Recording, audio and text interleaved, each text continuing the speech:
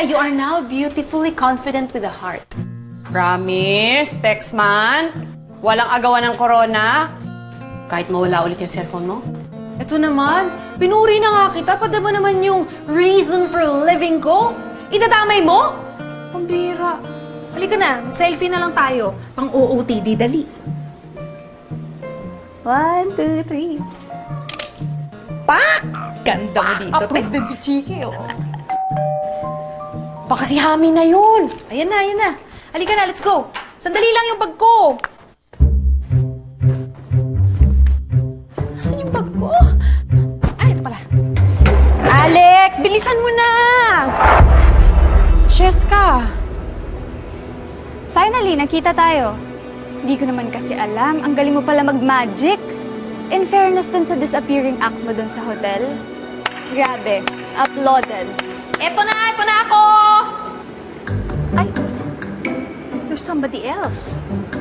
Siya ba yung panganay ni Boss Yami na masungit, mataray, tsaka saksakan ng imo? Ah, naalala ko na! Ikaw yung kunikwento sa akin ng friendship ko na maganda, matalino, mabait, kaya lang misunderstood.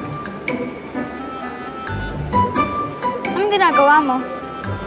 Nagvi-video ako!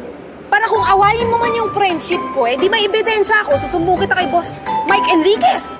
At hindi ka niya tatantanan, ha? I will go straight to the point. Layuan mo na yung papa ko dahil hindi ka naman bagay sa kanya. At saka kahit anong mangyari, hindi kami papayag na maging kapalit ka ni Mama. Cheska, wala akong intensyon na palitan si Ma'am Veronica. Kahit anong mangyari, siya pa rin ang mami ninyo. Ang sa akin lang, sana bigyan niyo ako ng pagkakataon dahil mahal na mahal ko ang daddy ninyo.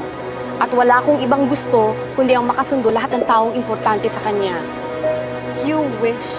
Kahit magmakaawa ka pa, never ka naming makakasundo. Kaya kung ayaw mo ng problema, ikaw na mismo yung lumayo. O paano kung ayaw ng friendship ko? Eh di ayaw pa rin namin sa kanya. Period. Cheska. Cheska, anong ginagawa mo rito?